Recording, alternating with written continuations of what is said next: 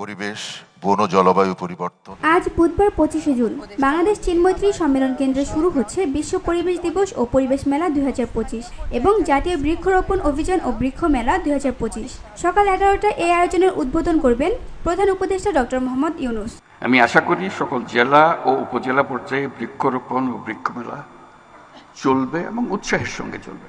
উদ্বোধনী অনুষ্ঠানে তিনি জাতীয় পরিবেশ পদক, বৃক্ষরোপণ ও বন্যপ্রাণী সংরক্ষণে জাতীয় পুরস্কার প্রদান করবেন। পাশাপাশি সামাজিক বনায়নের উপকারভোগীদের মধ্যে লভ্যাংশের চেক বিতরণ করবেন।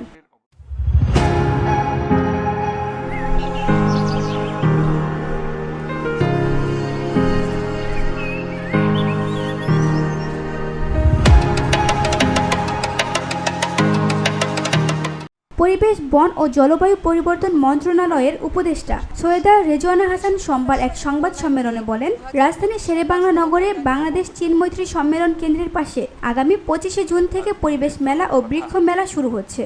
সেটা তাল মিলিয়ে না চলে উল্টো দিকে চলে। তিনি জানান, পরিবেশ মেলা চলবে 25 থেকে 27 জুন এবং বৃক্ষ মেলা চলবে 25শে জুন থেকে 24শে জুলাই পর্যন্ত, প্রতিদিন সকাল 9টা থেকে রাত 9টা পর্যন্ত।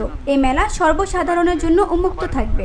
জোরে হাততালি দিয়ে এবছরের পরিবেশ দিবসের প্রতিপাদ্য প্লাস্টিক দূষণ আর নয়, বন্ধ করার এখনই সময় এবং বৃক্ষরোপণ অভিযানের প্রতিপাদ্য পরিকল্পিত বনায়ন করি, সবুজ বাংলাদেশ গড়ি। করার পরেও উপদেষ্টা বলেন, এই উপলক্ষে জেলা, উপজেলা এবং ঢাকা মহানগরের 100টি শিক্ষা প্রতিষ্ঠানে চিত্রাঙ্কন, বিতর্ক, স্লোগান প্রতিযোগিতা, সেমিনার ও শিল্প প্রতিষ্ঠান ভিত্তিক সচেতনতামূলক কার্যক্রমের আয়োজন করা হবে।